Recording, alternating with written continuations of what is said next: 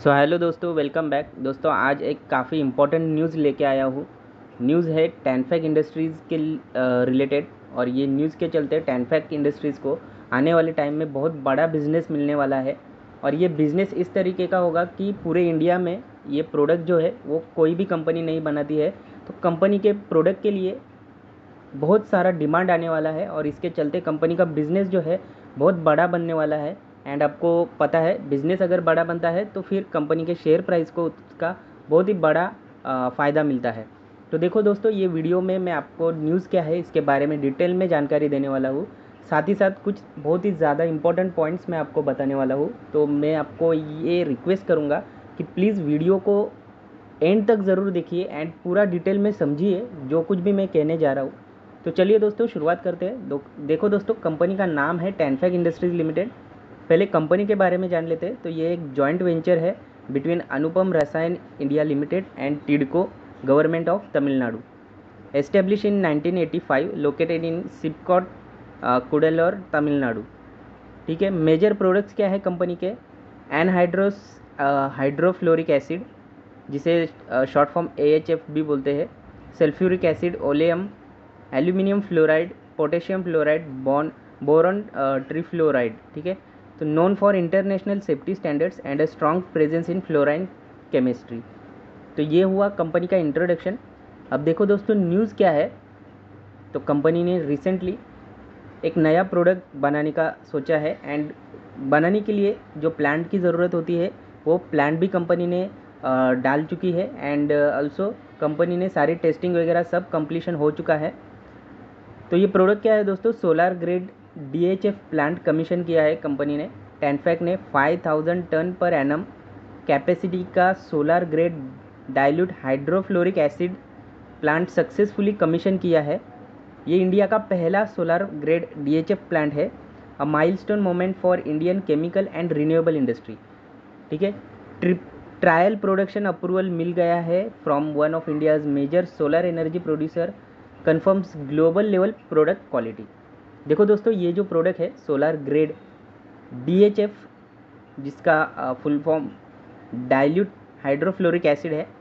तो ये जो प्रोडक्ट है पर्टिकुलर, ये जो केमिकल है, ये केमिकल इंडिया में सिर्फ अभी के लिए टैनफैक ही बनाती है। तो आप समझ सकते हो। और ये जो प्रोडक्ट है ना दोस्तों, अभी तक इंडिया में ये प्रोडक्ट का इंपोर्ट होता था बाहर से, मोस्टली चाइना से ये प्रोडक्ट इंडिया में लाया जाता था। और आपको पता है गवर्नमेंट जो है renewable energy, specially solar and semiconductor, ये दो चीज़ों में गवर्नमेंट काफ़ी ज़्यादा फोकस कर रही है। गवर्नमेंट के काफ़ी बड़े टारगेट है कि इंडिया को सेमीकंडक्टर एंड सोलर में, रिन्यूएबल एनर्जी में आगे लेके जाना है। ठीक है। और इसके लिए क्या होता है ना दोस्तों, रॉ मटेरियल की कई ज़्यादा ज़रूरत होती है जो हम बाहर से इंपोर्ट करते हैं। और अगर डोमेस्टिकली ये प्रोडक्ट अगर कोई बनाता है तो आप समझ सकते हो। देखो, पहली बात तो ये है कि ये प्रोडक्ट के लिए ना डिमांड बहुत ज़्यादा है। अभी के लिए मैनेजमेंट जो है कंपनी का, इन्होंने ये कंफर्म नहीं किया है कि इसका इस्तेमाल जो है ये सेमीकंडक्टर इंडस्ट्री में भी होगा। बट आपको बता दूँ कि grade solar grade dilute hydrofluoric acid जो है, इसका इस्तेमाल सेमीकंडक्टर में भी होता है। तो इन फ्यूचर आपको ये न्यूज़ भी देखने को मिल सकती है कि टैनफैक जो है ये सोलर इंडस्ट्री के लिए भी काम करेगा। तो अभी के लिए देखो दोस्तों, ये जो प्रोडक्ट कंपनी ने बनाया है ये पूरे इंडिया में कोई भी नहीं बनाता है। फर्स्ट इंडियन कंपनी है जो ये प्रोडक्ट बनाना स्टार्ट किया है, जिसका मेनली अभी के लिए तो मैनेजमेंट ने ये कंफर्म किया है कि ये प्रोडक्ट जो है ये सोलर सेल जो मैन्युफैक्चरिंग होती है, सोलर सेल, तो उनका जो वेफ़र होता है एक, तो वो वेफ़र की क्लीनिंग के लिए ये प्रोडक्ट इस्तेमाल होगा। और अभी तक के लिए इंडिया इंपोर्ट करता था, तो अभी अगर डोमेस्टिकली कोई प्रोड्यूस कर रहा है तो आप समझ सकते हो कितना बड़ा इसके लिए डिमांड है। बट अगर डोमेस्टिकली देखा जाए तो सप्लाई करने के लिए सिर्फ एक ही कंपनी है। तो आपको ये बात तो नॉर्मल है, एक कॉमन सेंस वाली बात है कि जहाँ पे डिमांड बहुत ज़्यादा होता है और सप्लाई बहुत कम होता है तो वहाँ पे कंपनी को बहुत ज़्यादा बिजनेस मिलता है। तो यहाँ पे यही हो सकता है। ठीक है, कंपनी को बहुत बड़ा बिजनेस यहाँ पे मिल सकता है। और ऑल्सो दोस्तों, कंपनी ने अनाउंसमेंट भी किया है कि कंपनी ये जो अभी के लिए 5000 टन पर एनम का प्लांट कंपनी का रेडी हो चुका है। बट कंपनी आने वाली फ्यूचर में मतलब नेक्स्ट 3 मंथ में ही 10,000 टन पर एनम कंपनी बनाने वाली है। तो अभी ये सिर्फ फेज़ 1 है phase 2 is already under implementation. Next 3 month में कंपनी कैपेसिटी को डबल कर देगी 10,000 टन पर एनम। अभी के लिए 5,000 टन पर एनम है, बट आने वाले 3 मंथ में ही कंपनी 10,000 टन पर एनम की कैपेसिटी बनाने वाली है। डिमांड फ्रॉम सोलर इंडस्ट्री बढ़ने के कारण एक्सपेंशन भी फास्ट ट्रैक पे है। ठीक है, तो एक्सपेंशन कंपनी फास्ट ट्रैक पे कर रही है। Why DHF matter for solar industry? देखो, solar grade DHF is a critical raw material used in cleaning and texturing silicon wafers for solar panels. ठीक है, currently India depends on imports for high purity DHF। Tanfac का ये step means आत्मनिर्भरता, self reliance in solar raw material. तो company को demand बहुत ज़्यादा है एंड सप्लाई करने वाली सिर्फ एक ही कंपनी है इंडिया में, तो आप समझ सकते हो बिजनेस कितना बड़ा आ सकता है। Strategic importance for India: India's renewable energy goals include reaching 500 gigawatt by 2030.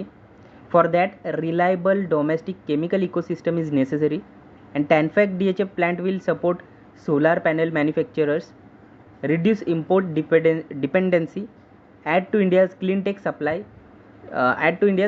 supply chain. Financial and business impact क्या होगा इससे? Solar chemical segment open up high margin and high growth verticals. तो यहाँ पे कंपनी को हाई मार्जिन मिलेंगे और high growth भी कंपनी का हो सकता है। इससे क्या होगा? Will boost both top line मतलब रिवेन्यू भी कंपनी का बढ़ने वाला है एंड बॉटम लाइन मतलब प्रॉफिटेबिलिटी भी कंपनी की बढ़ने वाली है। अच्छा, being first mover in solar grade DHF, वही मैंने आपको बताया कि ये ओनली कंपनी है जो ये केमिकल बना रही है अभी। तो being first mover in solar grade DHF, Tanfac can enjoy pricing power and strong demand visibility. Management की क्या कमेंट्री है? ये सिर्फ एक कमीशनिंग नहीं है, ये टैनफैक के नए ग्रोथ फेज़ की शुरुआत है। डायरेक्टर ने ये बोला है कि ये सिर्फ एक कमीशनिंग नहीं है, ये टैनफैक के नए ग्रोथ फेज़ की शुरुआत है। Risk and forward looking factors क्या है दोस्तों? Execution risk in second phase हो सकता है, रॉ मटेरियल प्राइस की वॉलेटिलिटी रहेगी, need to maintain global purity standard को मेंटेन करना होगा कंपनी को to retain solar industry clients, regulatory and environmental compliance रहेंगे। कंक्लूजन क्या है दोस्तों? फाइनल वर्डिक्ट: टैनफैक ने ये बोल्ड और स्ट्रैटेजिक कदम उठाया है जो उसे इंडिया के सोलर रिवॉल्यूशन का अनसंग हीरो बना सकता है। अगर कंपनी फेज़ 2 भी टाइमली कंप्लीट कर लेती है तो ये long term multibagger potential stock बन सकता है, specially for those interested in specialty chemical and clean tech sectors. देखो, अगर आप अभी कंपनी के फाइनेंशियल्स देखोगे तो फाइनेंशियल्स काफ़ी बढ़िया है। रिसेंटली ही मैं आपको बता दूं, हमारे एक सुपरस्टार इन्वेस्टर है जिनका नाम आपको पता होगा, आशीष कचोलिया जी। तो इन्होंने भी ये कंपनी में अपना स्टेक बढ़ाया है रिसेंट ही क्वार्टर में। और रिसेंट क्वार्टर के अगर आप नंबर्स चेक करोगे फाइनेंशियल क्वार्टर 4 के, तो नंबर्स भी काफ़ी स्ट्रांग है। कंपनी सेल्स वाइज भी कंपनी आगे बढ़ रही है, मार्जिन भी कंपनी की ठीक ठाक है। तो प्रॉफिटेबिलिटी एंड आल्सो कंपनी के पास लोन जो है वो भी कम ही है। वैल्यूएशन वाइज भी कंपनी इंडस्ट्री पी के आसपास ही है, तो अच्छा वैल्यूएशन अभी भी चल रहा है कंपनी में। ROC ROE भी काफ़ी बढ़िया चल रहा है कंपनी का। अगर आप चाहो तो प्लीज़ कमेंट करो, मैं ये कंपनी के बारे में डिटेल में एनालिसिस ज़रूर बनाऊंगा। अभी के लिए मैंने आपको सिर्फ न्यूज़ कवर किया है दोस्तों, तो ये न्यूज़ समझिए। एंड ऑल्सो दोस्तों एक बात समझिए कि अभी जो रिसेंट अपडेट आ रहे हैं वॉर के related between Iran and Israel, ठीक है, ये वॉर जो है ये काफ़ी इंटेंस होती हुई दिखाई दे रही है। चांसेस कम लग रहे हैं कि ये वॉर जल्द ही ख़त्म हो जाए। अब देखो दोस्तों, ये वॉर से होता क्या है दोस्तों? वॉर से होता है कि ऑयल के प्राइसेस बढ़ते हैं। और रिसेंटली मैंने कुछ वीडियोस अपलोड किए हैं जहाँ पे मैंने एक्सप्लेन किया है कि कैसे क्रूड ऑयल जो है इंडिया के मार्केट को इम्पैक्ट करता है। आप वो वीडियो ज़रूर देखिए, आपको सब कुछ समझ में आ जाएगा। ऑयल प्राइसेस बढ़ने से क्या होता है दोस्तों? हमारा इंपोर्ट का बिल बढ़ता है। इंपोर्ट का बिल बढ़ने से क्या होता है? देखो, इंपोर्ट अगर ज़्यादा होगा तो फिर इकोनॉमी GDP के नंबर ख़राब आएंगे, और अगर GDP के नंबर ख़राब आते हैं तो निफ्टी पे उनका इम्पैक्ट होगा। मैं अपने हर वीडियो में, मोस्ट ऑफ द वीडियो में एक लाइन बोलता हूँ दोस्तों कि कंपनी का शेयर प्राइस जो रहता है वो रिफ्लेक्शन रहता है कंपनी के फाइनेंशियल परफॉर्मेंस का। सेम लाइन में इकोनॉमी के लिए बोलूँगा दोस्तों कि कंपनी का जो इकोनॉमी GDP के नंबर जो रहते हैं, देखो निफ्टी का जो चार्ट रहता है ना, निफ्टी का प्राइस रहता है ना, ये रिफ्लेक्शन रहता है देश के, इंडिया के, किसी भी कंट्री के स्ट्रॉन्ग इकोनॉमी के, स्ट्रॉन्ग GDP के नंबर का एक रिफ्लेक्शन रहता है जो भी इंडेक्स रहेगा वो, मतलब इंडिया के लिए अगर बोलूँ तो निफ्टी का जो प्राइस है, निफ्टी का प्राइस ये रिफ्लेक्शन होता है इंडिया के जीडीपी के नंबर्स का। तो आपको पता है अगर इंपोर्ट बढ़ता है तो जीडीपी के नंबर खराब आएंगे। तो यही है दोस्तों, ये वॉर से होता क्या है, क्रूड ऑयल के प्राइसेस बढ़ते हैं जिससे हमारा इंपोर्ट बढ़ता है, इंपोर्ट बढ़ने से इकोनॉमी के ऊपर प्रेशर आता है और उसकी वजह से निफ्टी में हमें गिरावट देखने को मिलती है। और आपको ये बात पता होनी चाहिए कि ओवरऑल अगर मार्केट गिरता है ना, तो कितना भी स्ट्रॉन्ग शेयर रहने दो उसमें सेलिंग तो आता ही है, क्योंकि ये बेसिक एक बेसिक ह्यूमन का नेचर रहता है कि अगर मार्केट में अगर फियर चल रहा है तो ऑटोमेटिकली कोई भी रहता है तो इन्वेस्टमेंट अगर किया होता है तो वो सेलिंग करना प्रेफर करता है। तो थोड़ी बहुत सेलिंग तो आपको देखने को ज़रूर मिलेगी, कितना भी स्ट्रॉन्ग शेयर रहने दो।